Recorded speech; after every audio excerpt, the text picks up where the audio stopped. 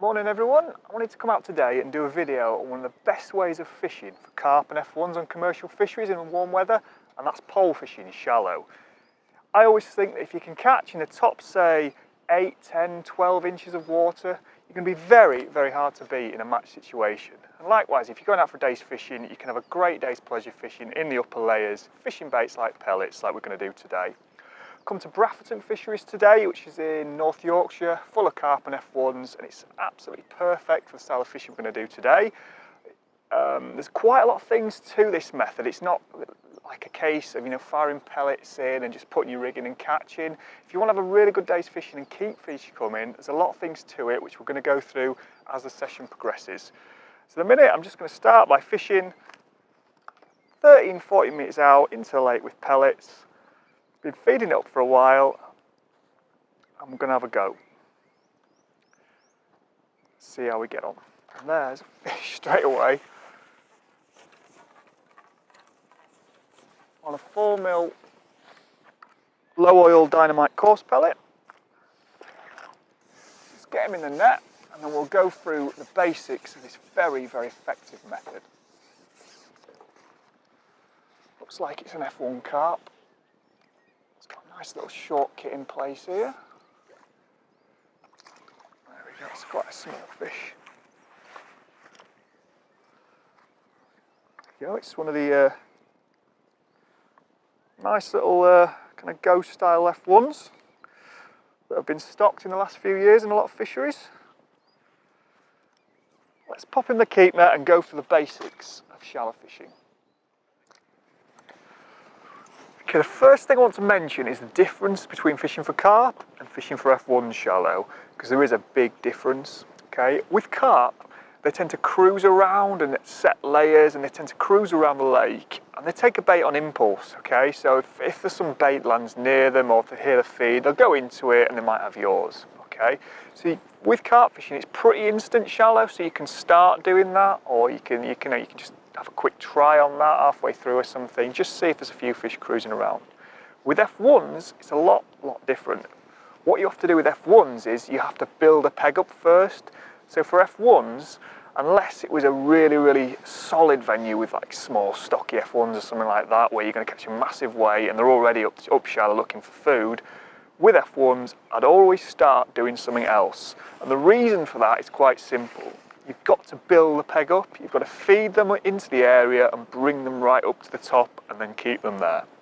Okay, so I very, very rarely start fishing shallow for F1s. So what I'll do is, if I'm going to fish for F1 shallow, and I know I'm going to do that, I'll do something like this, which is a short pole. Might start here to start with, just on a nice few sections out, throw a few pellets in, something like that.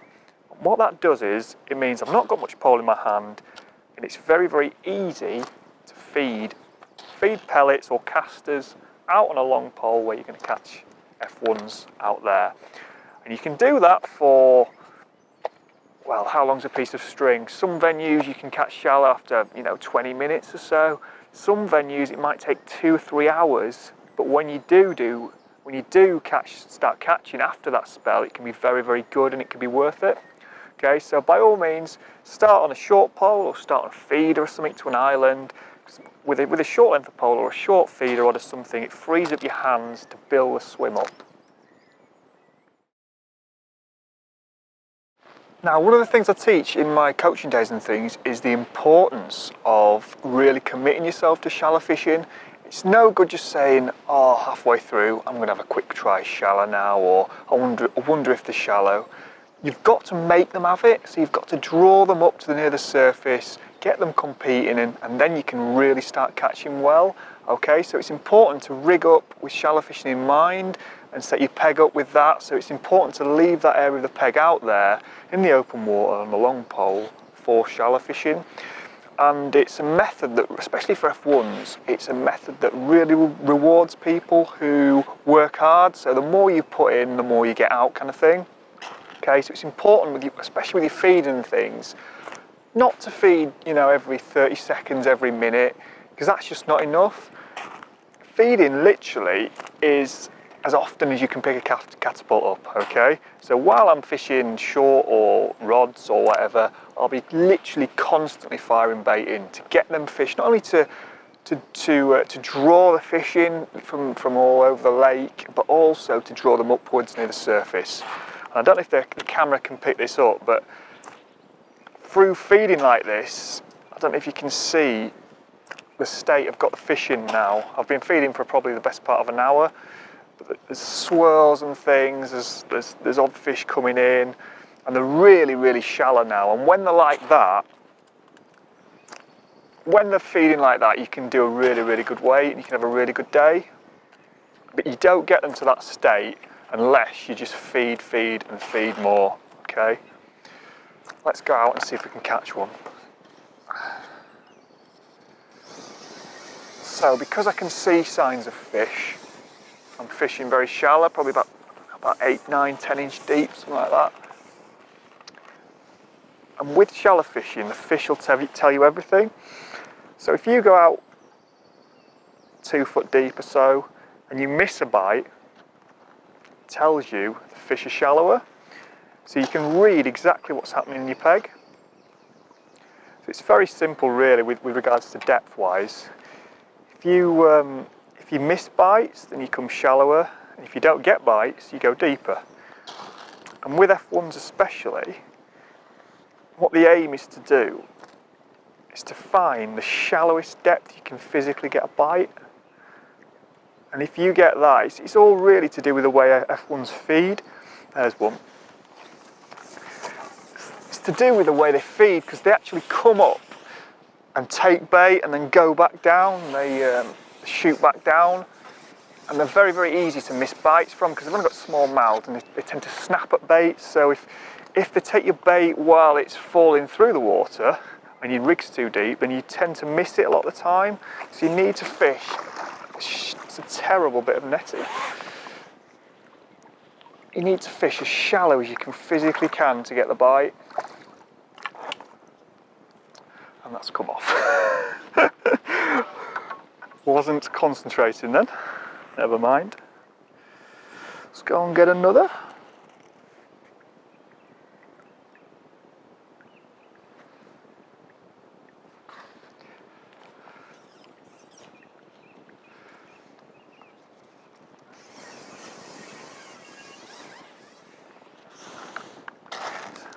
So it's about constantly feeding.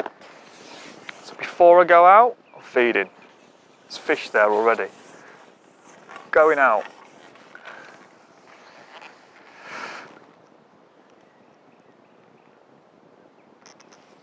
Already I'm picking my catapult up.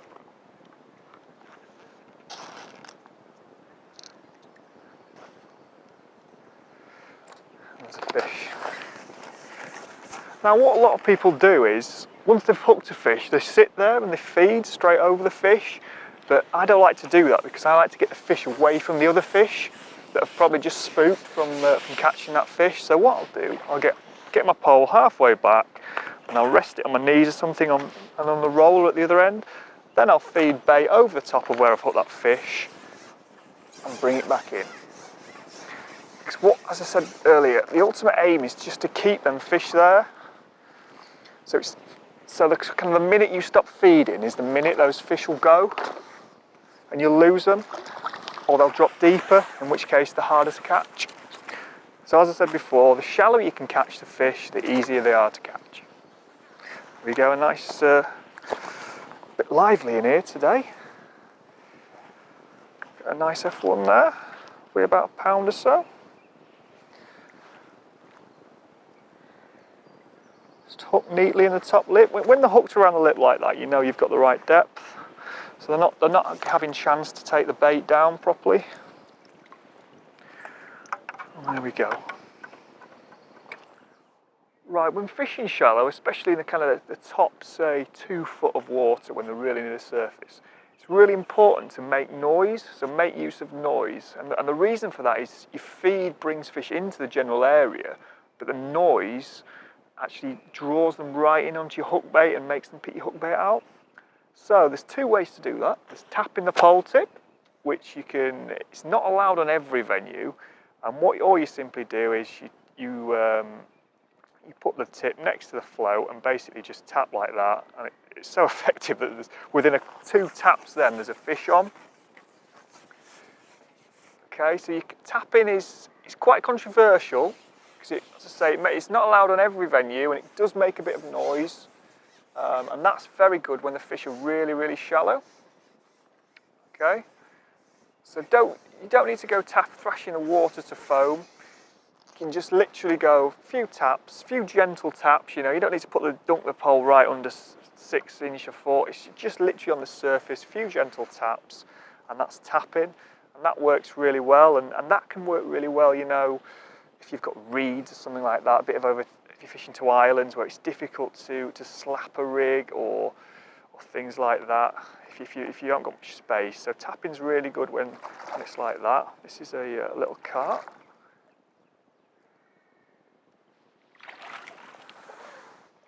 So with that tapping method, you need a short line to the pole tip, so that the shorter the better really, as long as there's no limits on the fishery, just to make sure that as you're tapping, you've got the line near the float so you can hook the fish. Okay, and the other one I wanted to show you, a bit of slime up on the hook length. The other thing I wanted to show you was slapping, which is generally the method I like best. And slapping is basically the process of swiveling the rig fully over the pole tip to land sort of parallel and flat on the water and making that slapping noise, okay? And that's generally allowed on most fisheries, and it's so good because you get that fall of the bait as well right from the surface. As you slap the rig on the water, not only do you get the noise, you get the fall of the bait. So I'm just going to demonstrate now. So go out again. Obviously, always feed some bait just before you go out to get some fish there. So what we're going to do now is, got to our distance, we're going to slap the rig to hit the water, and again.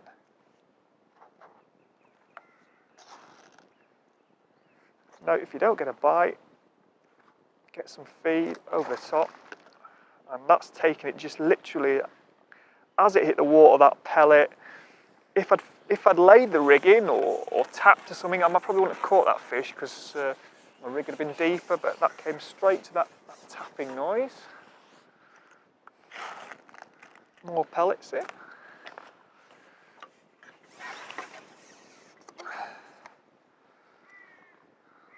Let's see what this is.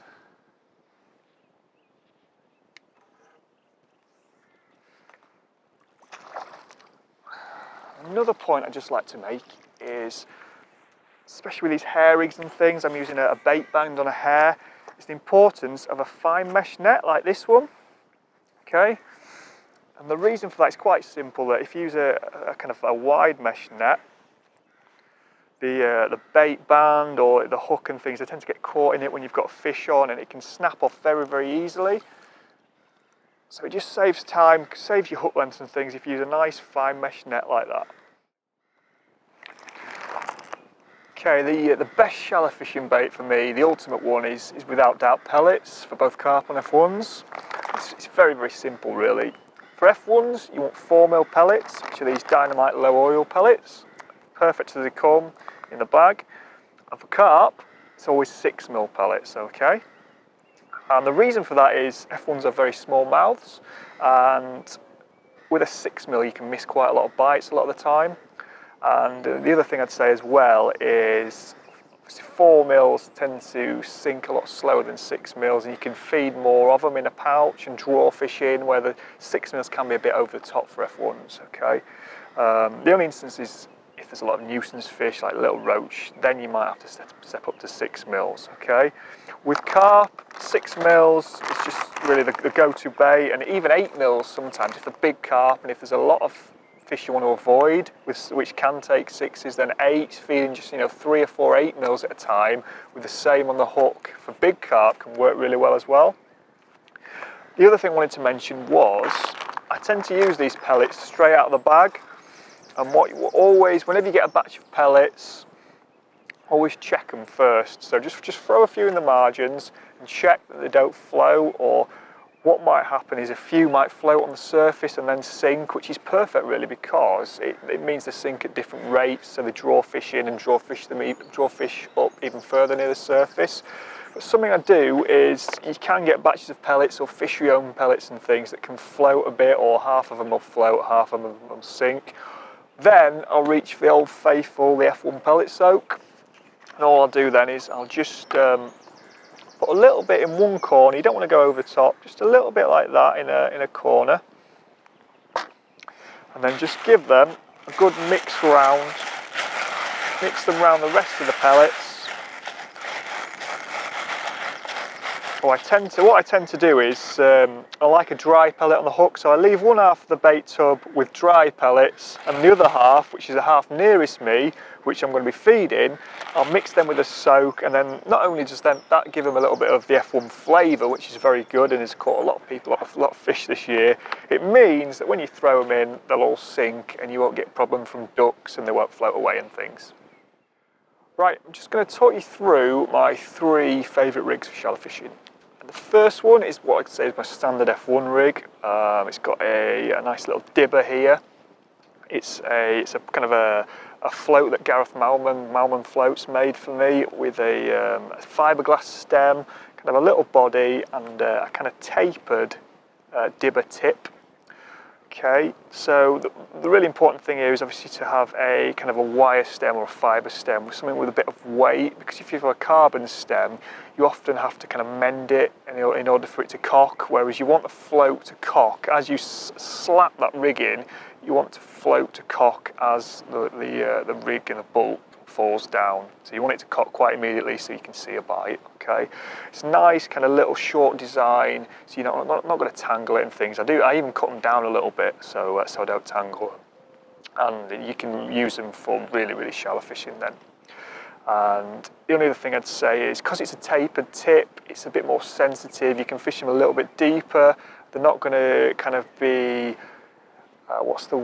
kind of affected by skim and toe and things like that as much as a really bulbous dibber would be. So they're quite a nice little sensitive F1 dibber, really nice.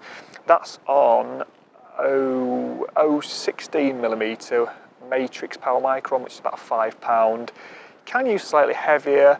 I like to use about 0.16mm, no thinner or weaker than that, because you don't want to get too many tangles. But likewise, if you use too thick a main line, it can be exposed by wind and things like that, and your shots can ping off and things like that. I like to use shots a lot, so that's what I do with that. Moving down, the hook length is an 0.12 diameter hook length, which is about £3. You can use slightly heavier than that if you're going to hook carp as well, so you might go up to 0.14mm, it's about £4 plus, and the hook is a size 18 matrix carp rigger hook, which is quite a big size 18. One thing about F1s is you don't need to use really small 20s hooks and £2 line, things like that, when you're fishing shallow, because the fish are competing. So forget the kind of theory that you have to fish really fine for F1s when you're shallow fishing, because you don't. Okay, this is through a short kit, the elastic. I've got a short kit for my F1 fishing, and the elastic is 10 to 12 red slick, matrix slick, very good elastic. Stretches forever, so even with a shallow kit, it stretches a long way, so you can just bring the fish back and you're not going to pull out of them or lose them and things like that, because you've still got a lot of stretch there. Right, my next rig is a carp rig, and this is actually on a normal top 3 kit, is this, because with carp I think you don't want a short kit really for carp. You want a bit more elastic, you want a bit more control, I'd say, because when you have carp and things, and if you have reeds and trees and things near the edges, you've got more control with a longer kit, and you've got that bit of extra elastic. Slightly heavier elastic here for carp, it's 12 to 14 slick, and slightly heavier line, 0.18 line to an 0.14mm hook length. Now, the difference with this is it's a slightly heavier 0.2, slightly thicker tip as well for this dibber. That's an MTD Malman dibber. And what I've done here is I've put all the shots under the flow, okay? Because with carp tend to cruise about near the surface and things, and you can, by having the rig fishing as soon as it kind of hits the water and the bulk right up, that hook bait is going to be fishing from the moment you hit the water, and so you can catch them fish near the surface. And also I find with carp, especially bigger carp, they don't tend to spit the bait out as quickly as F1s do, so you don't need to put the bulk of shot further down like you do with F1s to get that bite indication. Okay, so that's a slightly bigger hook, 16 hook, and that's going to be with fish with 6mm and 8mm pellets for bigger carp.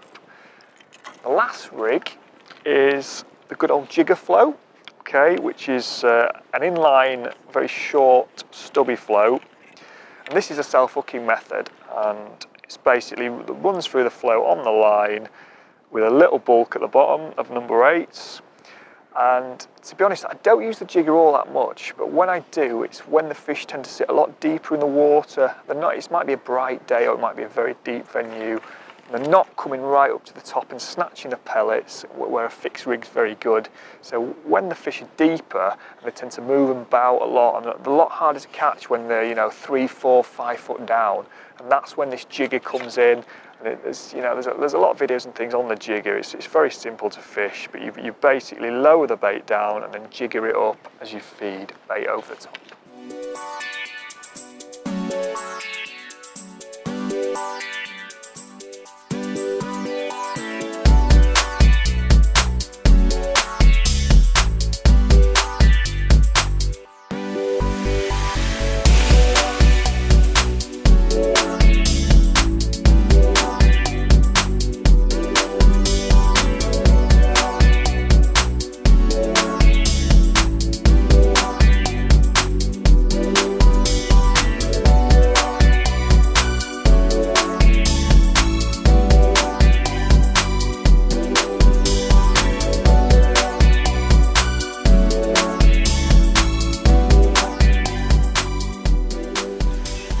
Just a quick word on how you hook the bait, okay? There's two options here with pellets. You can use a lasso or you can use a bait band. Now, I actually use a lasso if I'm going to be fishing for a lot of fish, probably 200, 300 F1 carp. If it's a really, really well-stocked venue and it's speed fishing, you don't have to change the pellet very much because the lasso grips the bait really well. If it's kind of a more kind of standard fishing, a bit harder, or normal fishing, then I like to use a band because it allows me to swap the bait, and I can band a bait really quickly. So I can use a pellet or a caster in a band, and also with a band, it's just a little bit easier than to get the bait near the hook than it is with a lasso. And there's a couple of ways of kind of using bands and things. When I'm fishing on the bottom, I like to use a spade end hook, and I'll hook the band so the pellet is actually tight to the hook. And that means you tend to get a lot more cleaner hook holes on the bottom, and you kind of hit more bites, and it's just better. It works better for me. Fishing up in the water, it's a different ball game. You use an eyed hook with a knotless knot, and you tie it with a small micro band, and you literally have a tiny little bit of a gap between the hook and the bait, a few mil or so for F1s, and that means that when the fish takes the bait, the whole hook's exposed and you hit a lot more bites. Same for carp. I use a slightly longer hair for carp because there's slightly bigger baits, slightly bigger fish, just gives them a little bit more leeway to take the bait in, and so that's basically how to fish bands.